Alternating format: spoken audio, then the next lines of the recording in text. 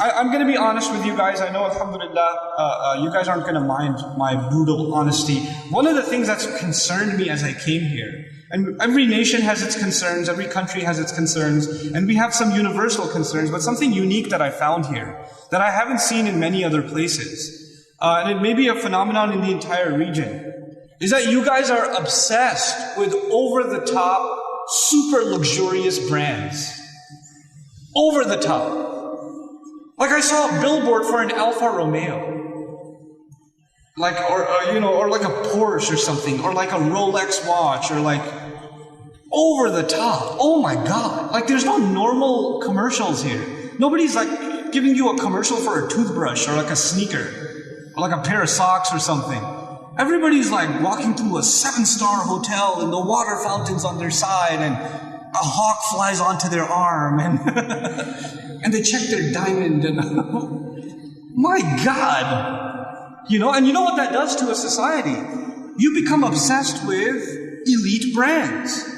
You become obsessed with the brand of watch you're wearing, or the brand of shoes, or maybe even the brand of jilbab. I don't know, the brand of hijab, or where when you're shopping in the mall, which is supposed to be like a national sport, I think, right? So if you're shopping in the mall, make sure you go to the most expensive store and buy like the smallest thing, but get the biggest bag, so you look like you're worth something. Like flaunting the bag. Like I got an Armani bag, I'm gonna put in your face before it. You know what this does? This creates an artificial, like fake society. And it creates these standards that nobody can live up to. Nobody actually looks like those commercials, by the way. That's not real.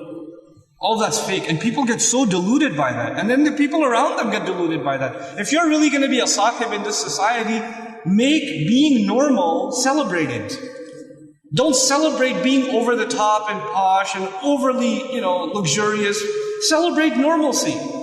Celebrate being yourself. It's something cool. You don't have to be someone you're not. You don't have to live up to this fake standard of living that really nobody should be, that should be their normal state. It's not sustainable. It's not healthy for you to want that for your life. That's not a goal to live by. And by the way, if that's your goal, like you're always going to be smiling and like checking your brand name watch, and then flipping on the giant screen TV, and overlooking the balcony of this amazing hotel, and jump into the swimming pool and all of that. If that's the life you're dreaming about, you're going to live a miserable life.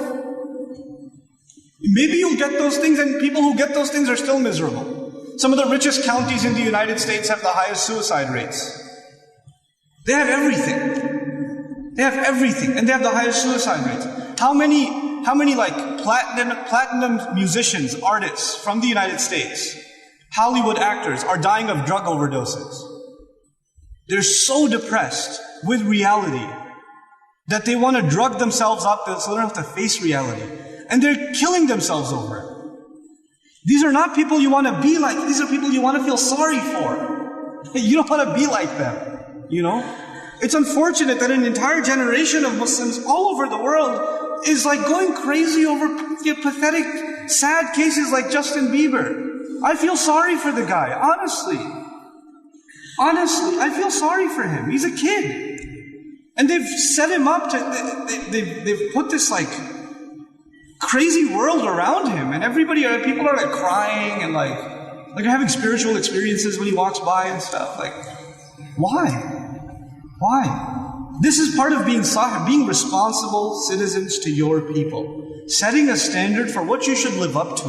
When you start not being so deluded by fashion, deluded by brands, and so deluded by the next material thing. Oh, I only have an iPhone 4, I can't be your friend. You have an iPhone 5. You